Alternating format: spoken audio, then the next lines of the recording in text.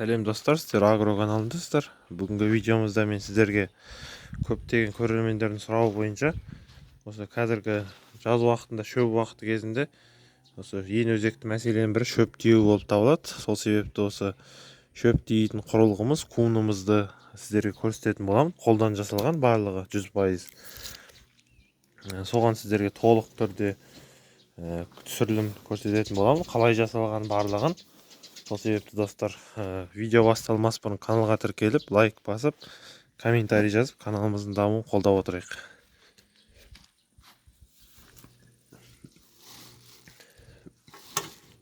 Ол бізде күннің астында шлангілер қурап кетпес үшін осылайынан жауып қойғанбыз. Кунымыз қазір бізде шешіліп тұр. Мұның биіктігі 4 метрге көтереді. Нақты таза. Ең алдымен сіздерге қалай жасалғанын айта кетейін бір жолы. Одан кейін ары қарай егер қатты кім жасайтын адамдар болса, тағы да бір жеке видео түсіретін боламын. Соған толық әрбір өлшемдерін қалай жасалғанын барлығын видеоға түсіріп өтетін боламын сіздерге. Айта кетсек, бізде кунның ең алғашқы ең маңызды бөлігі ол бізде стойка дейді ғой, тіреуіштері болып табылады. Бізде қазір кунымыз трактор 40-та тұр. 40 аттың күші бар трактор. Бұл тракторымызда бізде Encha 50 насосы орнатылған.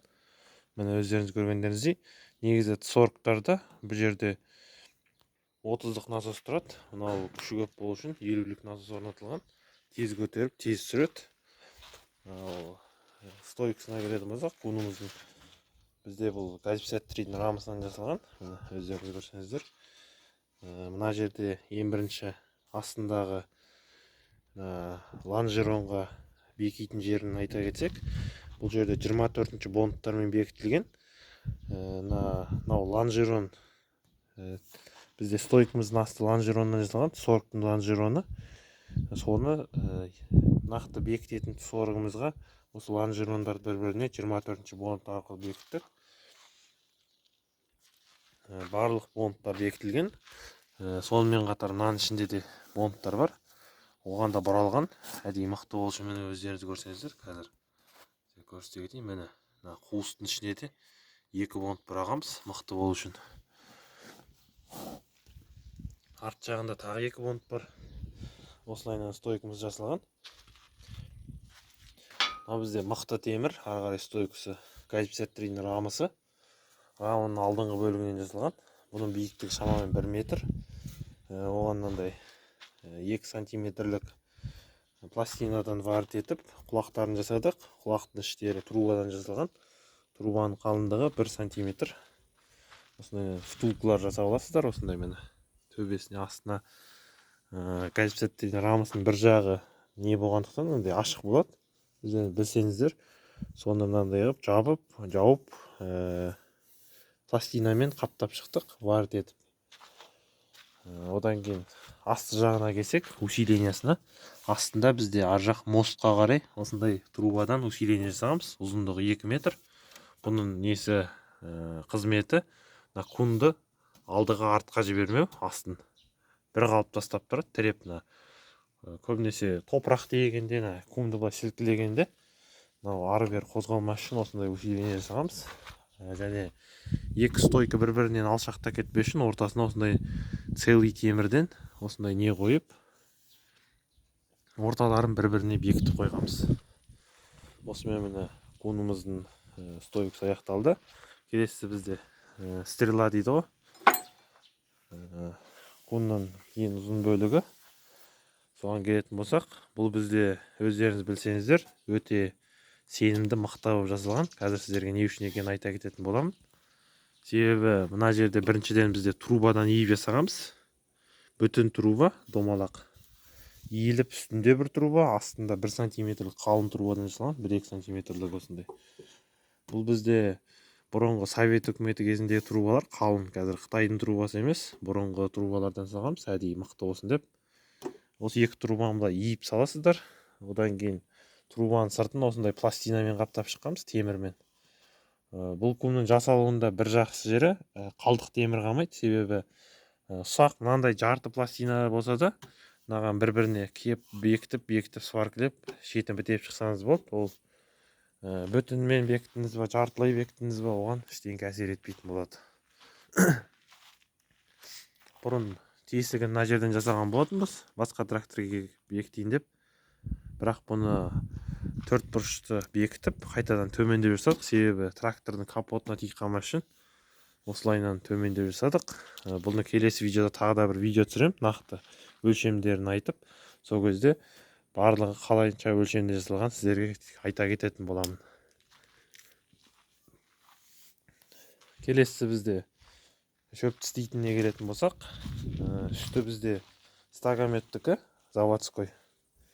Оны қолдан жасадым деп сіздерге өтірік айтпай ақ қояйын. Себебі мына құймасынан да белгілі, міне барлығы заводской екені. Бірақ бұны да бұрынғы адамдар қолдан жасаған. Бірақ бұл өзі дайын келген осылай. Ал астына келетін болсақ, асты бізде трубадан жасалған. Трубалардың ұзындығы 1 метрден ар жағына кішкене кіреді. Үстіне усиление жасалған каждыйына. Себебі бірдеңкеге тіреліп көтерген кезде төмен қарай майыспас үшін осындай үшбұрыштар қойып шығасыздар. Одан кейін арт жағына келетін болсақ, көбінесе былтыр шөп тиеп жүрген кезде, мынау қатты қысқан кезде төрт бұрыш темірді ішіне кіргізіп жіберіп жатты. Сол себепті үстіне осындай угольниктен үшбұрыштан варт етіп, угольнигіміздің жалпақтығы 2 сантиметр, қалыңдығы. Қалың угольниктен салып, астына мықтыладық осылайынан темірді. Ал мына шөп өткетпес үшін осындай нелер жасадық. Сеткалар жасадық ортасына, арнайы шөп өтпейтіндей қылып. Және де биылдан бастап былтыр шынжыр тұратын болған. Бұрынғы видеоларды көрсеңіздер, осы куммен тиеп жүрген. Оның орнына ковш тіркеген кезде топырақ тиеуге ыңғайлы болсын деп осындай не орнаттық, цилиндр орнаттық.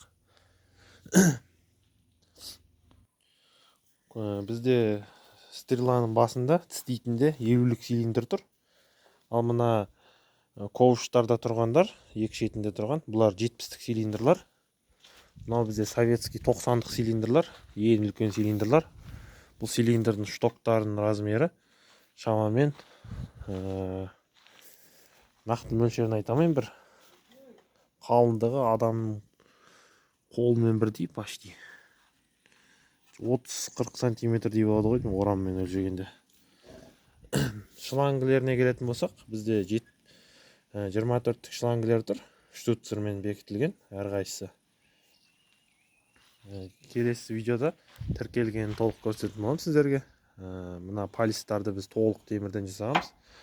Ондай жоқ болса, неден де ломнан да жасасаңыздар болады.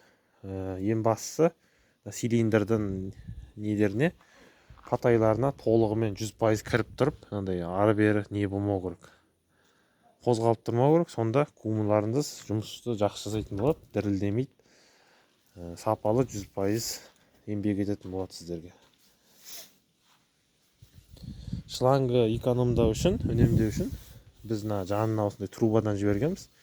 Және де күннің астында тұрғанда темір зат тозбағандықтан осындай темірден жасап қойсаңыздар осы стрелаға, себебі бұл жері бөлігі қозғалмайды. Осы стреламен бірге қозғалып жүре береді. Сол себепті осылайынан трубадан жасап қойыңыздар. Бір жағынан шлангы эконом болады, екінші жағынан шлангыден гөрі көп жыл сіздерге қызмет ететін болады. Мен достар, осындай видео болды. Видео ұнаса каналға тіркеліп, лайк басып, комментарий жазып, каналымыздың дамуын қолдап отырайық. Комментарийге жазыңыздар, кімге нақты обзор керек, осы кумға жасауға ары қарай. Солар жазыңыздар, себебі қазіргі таңда өздеріңіз білсеңіздер, кумдардың бағасы 1,5 миллион, 2 миллионнан болып кетті. 2,5, ал Юто тракторлардың кумдары 3,5 миллионға дейін барады.